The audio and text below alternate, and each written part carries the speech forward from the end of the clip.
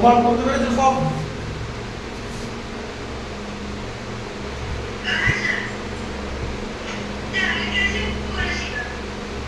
ঠিক আছে, হ্যাঁ আমি আগে পড়িনি আজকেরটা, তারপরে দেখবো।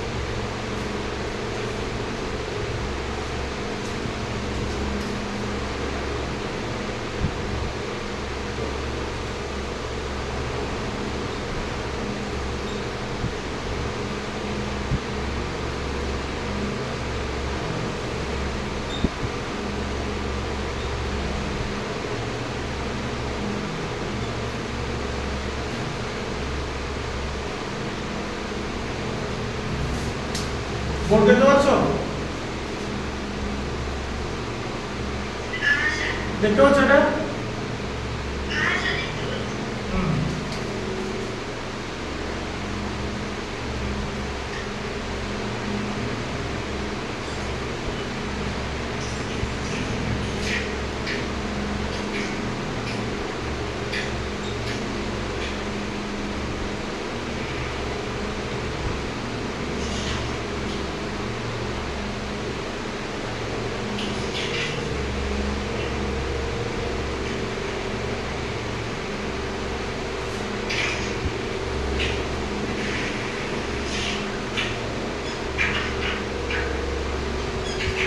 দেখো, দেখতে পাচ্ছ এটা?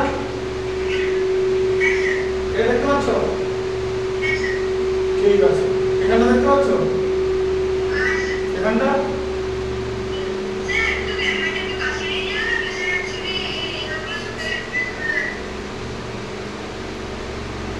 দেখতে পাচ্ছ? আচ্ছা ঠিক আছে। তো আগের দিন আমরা রেশনাল নাম্বার আর ইরেশনাল নাম্বার পড়াচ্ছিলাম।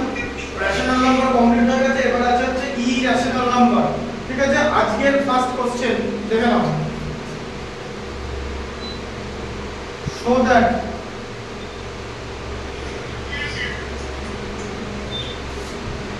√3 is an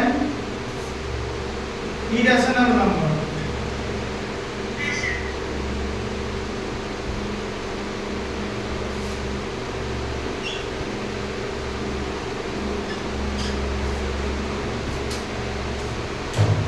ঠিক আছে, তাহলে আমরা প্রুফ করব যে √3 একটা ইরেশনাল নাম্বার। ঠিক আছে, বুঝতে পারলে? আচ্ছা, এবারে যখনই কোন নাম্বারকে ইরেশনাল প্রুফ করব তখন আমাদের অ্যাজিউম করতে হবে যে ওটা একটা রেশনাল নাম্বার, তাই তো? হ্যাঁ, এবার দেখো প্রুফ বলে, লেট √3 রেশনাল।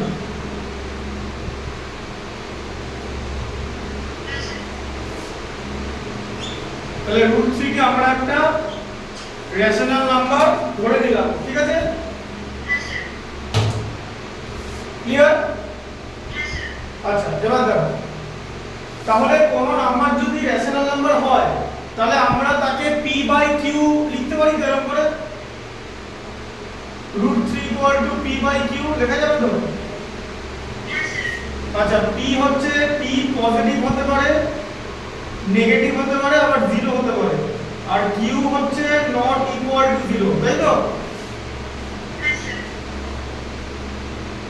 HCF কি হবে? p আর q এর 1, বুঝতে পেরেছো তো?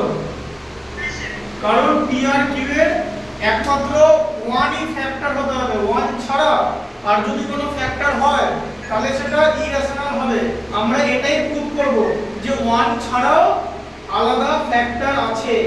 ঠিক আছে, এটা হচ্ছে আমাদের way of proofing that any number being an irrational 1।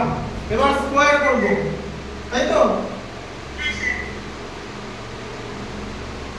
Squaring, তাহলে রুট 3 স্কোয়ার তো 3 হয়, পি স্কোয়ার কি P square by Q square, তাই তো?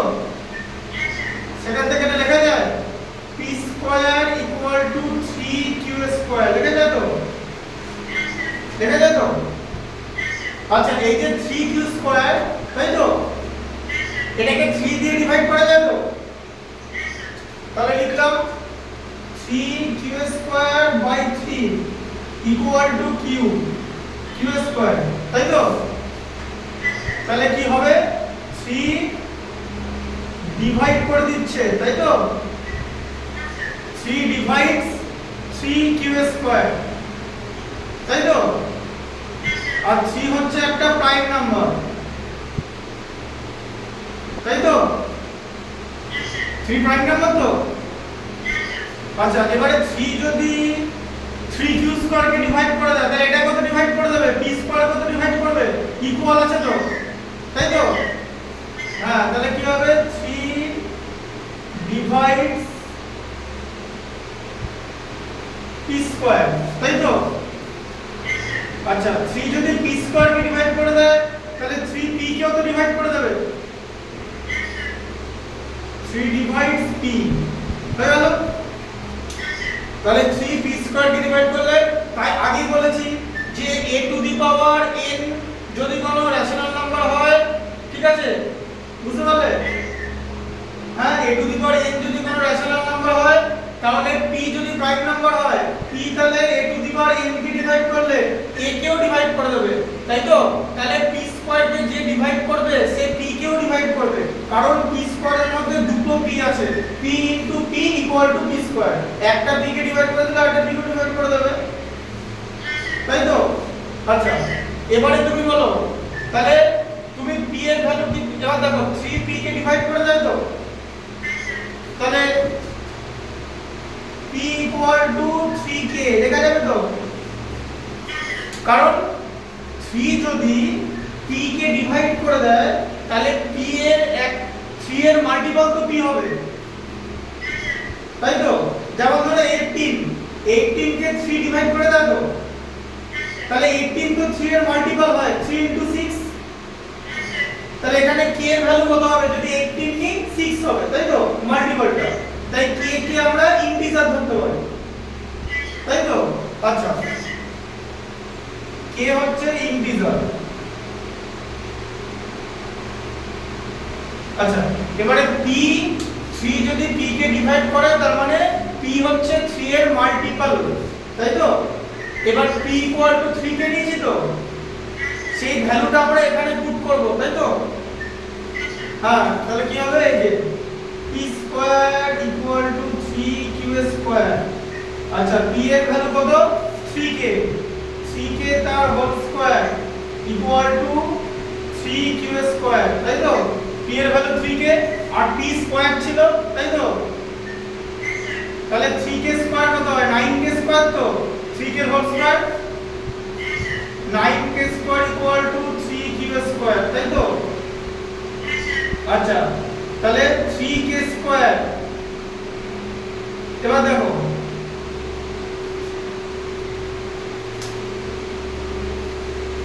তাহলে 9k square equal to 3q square, তাই হচ্ছে তো? এবার কি করবে বলো?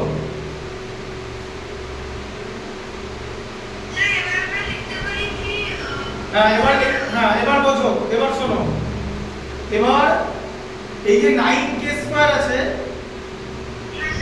তাই তো? আচ্ছা, এবার এটাকে এভাবে করে নাও, 3 দিয়ে ডিভাইড করো, 3k square equal two q square, তো 3 দিয়ে ডিভাইড করলাম, 3 দিয়ে ডিভাইড করলাম তো?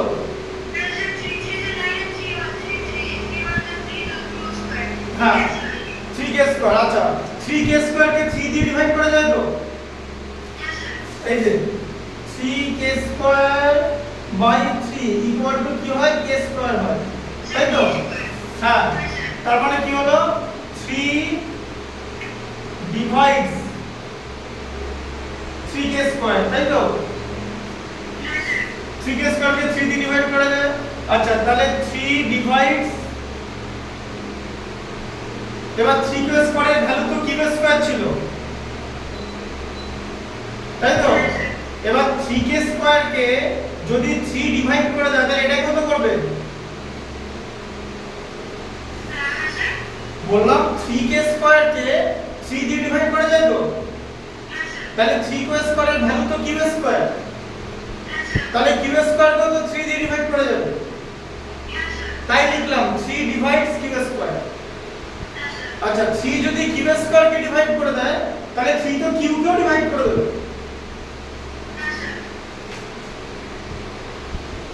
3 ডিভাইডস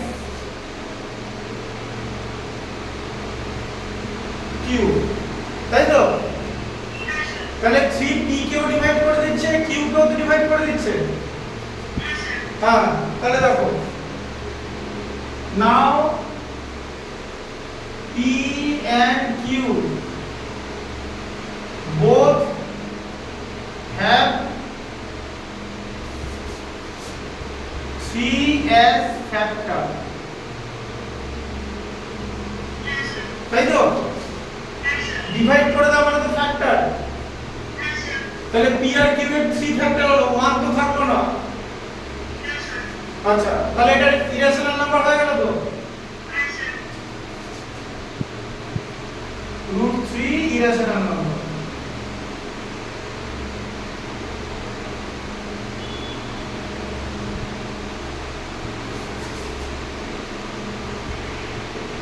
এই তো প্রুফ হয়ে গেল তো, কারণ √3 3 আর এই p1 ছাড়াও আরো ফ্যাক্টর আছে, তাই তো? হ্যাঁ বুঝলে তো? আচ্ছা এটা লিখে নাও। হ্যাঁ বুঝতে পেরেছো তো? ঠিক আছে।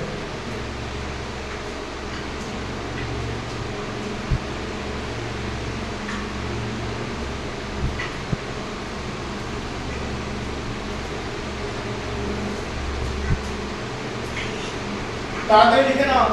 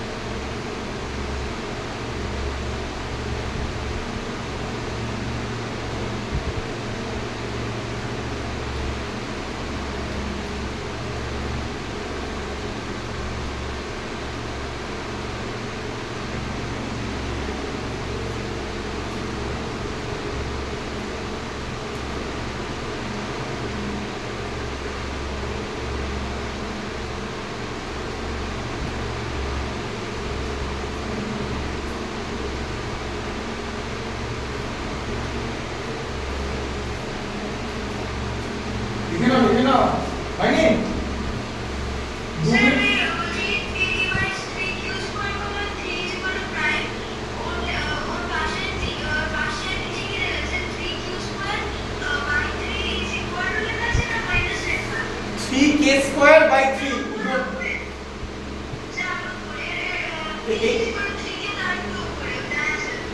হ্যাঁ 3q square by 3 equal to Q square equal to minus হতে পারে বলো তাহলে 3q স্কয়ার কে কি দিয়ে ডিভাইড করলে q স্কয়ার আছে 3 দিয়ে ডিভাইড করলে তাহলে লেখা হয়েছে এই পর্যন্ত এসছো এখনো পর্যন্ত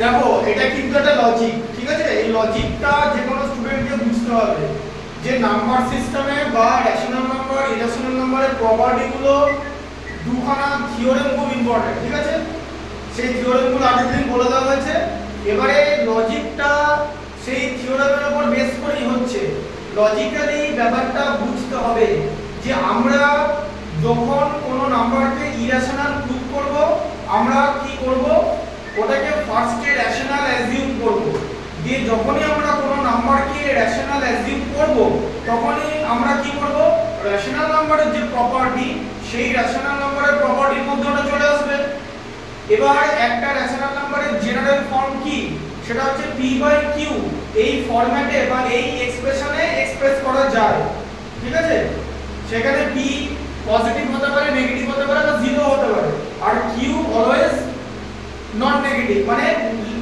q জিরো হবে না কারণ q যদি জিরো হয়ে যায় ডিনোমিনেটরে জিরো চলে আসবে ডিনোমিনেটরে জিরো চলে এলে আনডিফাইন্ড হয়ে যায় এবার দেখবো যে আমি যে অ্যাসাম্পশন গুলো নিয়েছি সেই অ্যাসাম্পশন গুলো রেশনাল নাম্বারের প্রপার্টিকে ফলো করে কিনা তাহলে এখানে দেখলাম যে a এর p আর q এর ওয়ান ফ্যাক্টর থাকা উচিত অনলি ওয়ান কিন্তু সেখানে 3 ফ্যাক্টর চলে এসেছে তাহলে একটা ফ্যাক্টর 3 হয়ে গেল তাহলে যখনই কোনো মানে p আর q এর ফ্যাক্টর অন্য চলে আসবে আদার দেন 1 মানে 1 ছাড়া অন্য ফ্যাক্টর চলে আসবে তখন তো তাকে রেশনাল নাম্বারের তালিকায় ফেলা যাবে না তাই তো এটা বন্ধ আছে কথাগুলো শুনতে পাচ্ছ না তো সাউন্ড আউট করছে কেন সাউন্ড আউট করে দাও বুঝতে পেরেছো তো সাউন্ড আউট করবে না সাউন্ডে থাকো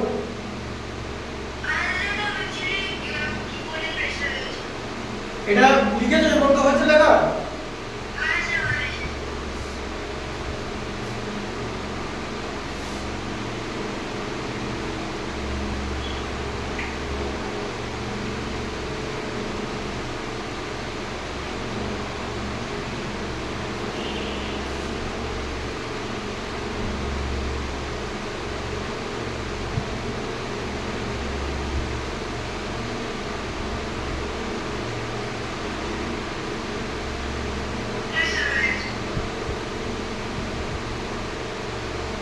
আচ্ছা বুঝতে পেরেছো এটা ঠিক আছে এরপরে লেখো show that √5 is an irrational number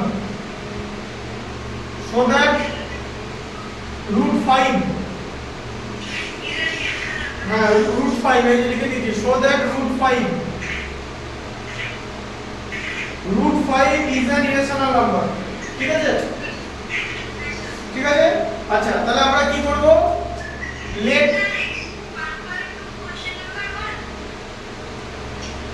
দেখো একটা কথা বলি তুমি আর আমি আলাদা বই নিয়ে পড়াচ্ছি ঠিক আছে তোমার কাছে নতুন ভার্সনের বই আছে আমার কাছে পুরনো ভার্সনের বই আছে এবার পুরনো ভার্সনের বইতে এটা এক্সারসাইজের ম্যাথ না এটা এক্সাম্পলের ম্যাথ ঠিক আছে এবার তোমার যদি ওটা এক্সারসাইজের ম্যাথ হয়ে থাকে তুমি তাহলে ওখানে গোল দাগ দিয়ে দাও সিম্পল ব্যাপার কি বলবো বুঝলে তো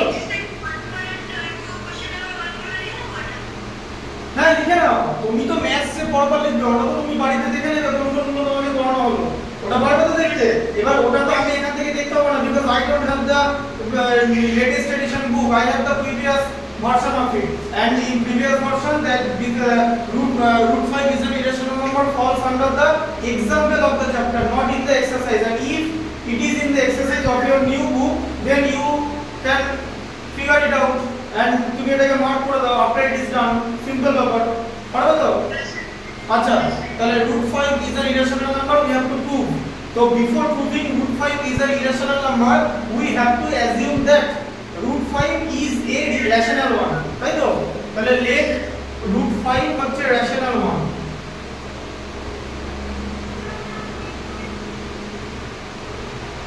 √5 rational number. তাহলে বললাম যে √5 যদি রেশনাল হয় এটাকে p/q তে এক্সপ্রেস করা যাবে, তাই তো? p হবে হচ্ছে পজিটিভ ইন্টিজার, নেগেটিভ ইন্টিজার 0 হতে পারে, আর q always not equal to 0 হবে, আর ওদের যে HCF pq p আর q HCF 1 হবে, ঠিক আছে? বুঝতে পেরেছো? দেখো এবার এটাকে আমরা স্কয়ার করে দেব। স্কয়ার করে দিলে কি হবে? 5 equal to p square by q square হবে তো? ক্রস মাল্টিপ্লিকেশন করলে p square equal to 5q square, তাই তো? বুঝা গেল? হ্যাঁ, আচ্ছা এবার দেখো 5q স্কয়ার কে 5 দিয়ে ডিভাইড করলে q স্কয়ার পাবো তো, তাই তো? তাহলে কি হবে? 5 ডিভাইডস 5q স্কয়ার, তাই তো? তাহলে 5 যদি 5q স্কয়ার কে ডিভাইড করে 5 ডিভাইডস p স্কয়ার, তাই তো? p স্কয়ার কত ডিভাইড করবে? 5q স্কয়ার কে ডিভাইড করলে p স্কয়ার কত করবে? কারণ ইকুয়াল টু দেওয়া আছে তো। আচ্ছা, আবার p স্কয়ার কে ডিভাইড করলে p কেও ডিভাইড করবে তো।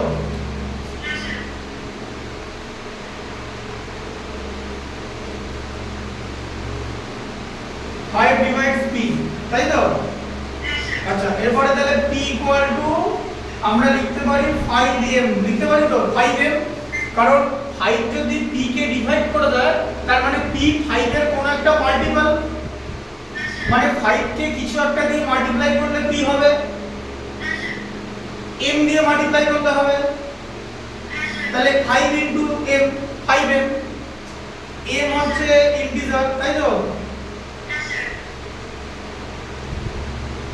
তাই তো? এবারে p এর ভ্যালুটা এখানে বসিয়ে দেব, তাই তো? তাহলে p square equal to 5q square, और p এর ভ্যালু পুট করলাম 5m তার whole square equal to 5q square, তাই তো? হ্যাঁ, আচ্ছা তাহলে কি হবে? 5m স্কয়ার কত হবে?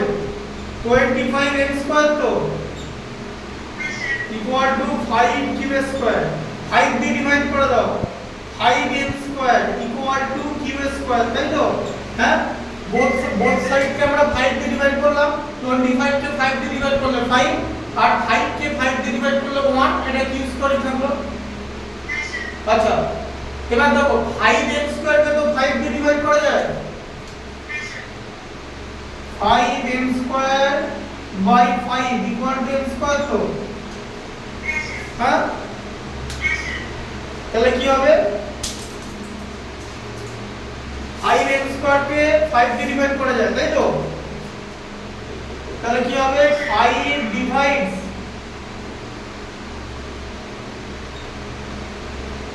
5m স্কয়ার, তাই তো? আচ্ছা, তাহলে 5q, তাহলে 5m স্কয়ারের ভ্যালু কত? q স্কয়ার তো। বললাম যে 5m স্কয়ারের ভ্যালু কত? q স্কয়ার তো। ইকুয়াল সাইন আছে তো, তাহলে 5m স্কয়ার কে যদি 5 ডিভাইড করে তাহলে q স্কয়ার কত করবে?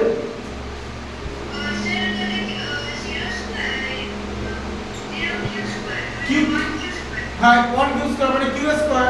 5 যদি 5m স্কয়ার কে ডিভাইড করে তাহলে q স্কয়ার কত করবে?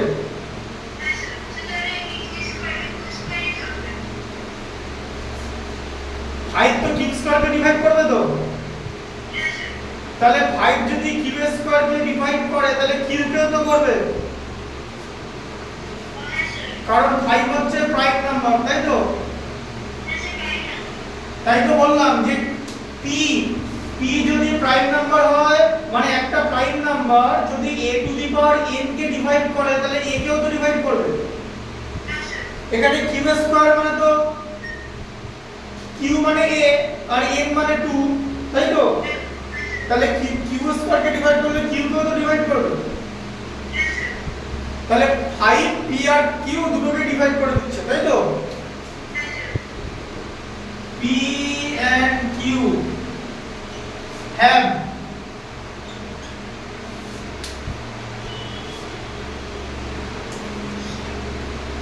five as common factor।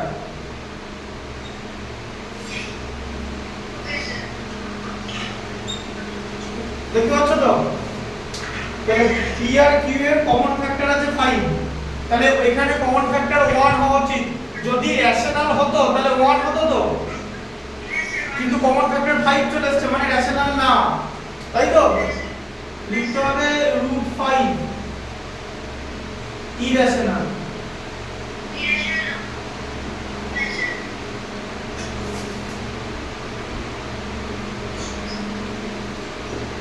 তাই তো? তাহলে √5 হচ্ছে ইরেশনাল নাম্বার, বুঝতে পারলে?